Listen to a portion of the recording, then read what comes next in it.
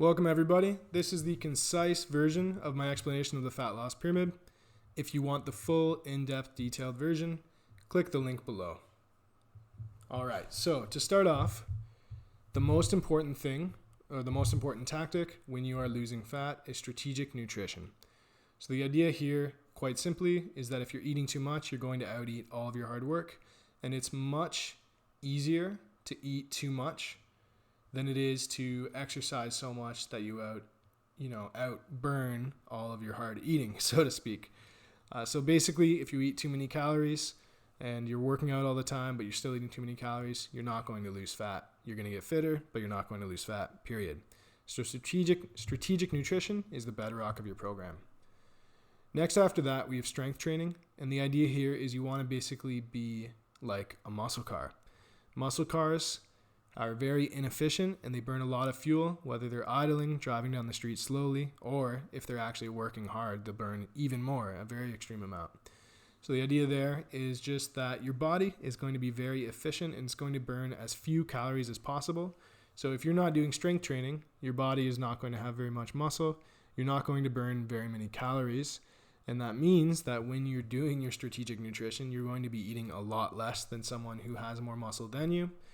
The other thing is when you're doing strength training, it's very beneficial as well for your carbohydrate tolerance, which just means that you will use carbohydrates to recover and build muscle rather than store them as fat. Next is metabolic training. So this is your circuit style training, Tabatas, things like that.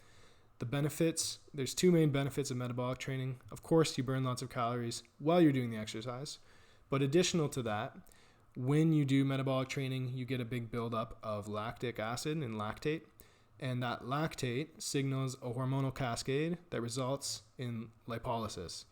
And what that means is the breakdown of fat stored in your body. So your body's going to break it down, and you're also going to get 48 hours of highly elevated metabolism in the window following your metabolic training. So that is why we would include that in our training. After that, we've got HIIT. The benefits of HIIT are very similar to metabolic training, but HIIT will be shorter in duration and higher intensity. The reason that it's less important than your nutrition, strength training, and metabolic training is although you're going to burn a lot of calories during the workout as well as in the 48 hours following, and although you're going to stimulate lipolysis, it's so intense that it's very hard on your central nervous system, which means that it can cause a great deal of fatigue and really hamper your recovery. So although it's a very useful tool, we only want to be doing it once, max twice a week. And if you're doing your nutrition and your strength training and your metabolic training already, and you have a busy job and a social life and all these other things, it becomes less important than the other forms of training. And then last of all, we have cardio. This is the icing on the cake. You're not going to burn very many calories following cardio, but you will burn lots of calories while you're doing it. It's very good for recovery, but it's not going to build you a bigger engine, so it's not going to help you during the rest of the day, although it is very useful while you're actually doing it. So the biggest benefit of cardio is it's going to allow you to keep your sanity a little bit more while maintaining a good kind of caloric balance. You don't want to be eating too little, you don't want to be eating too much. Doing extra cardio is going to allow you to eat a little bit more, and that is going to be very helpful for just keeping your sanity as you're getting further and further into your program.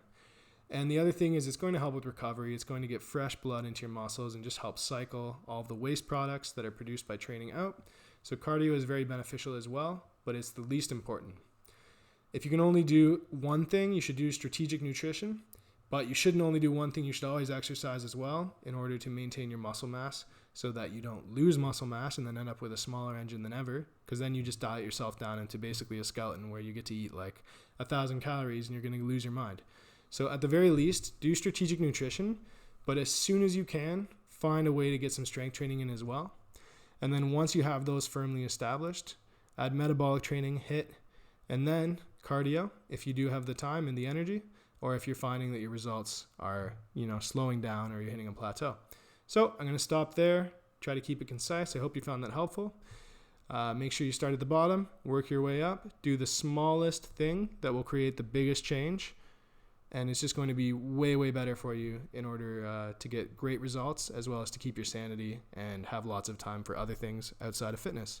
All right, enjoy guys. I hope that's helpful and take care.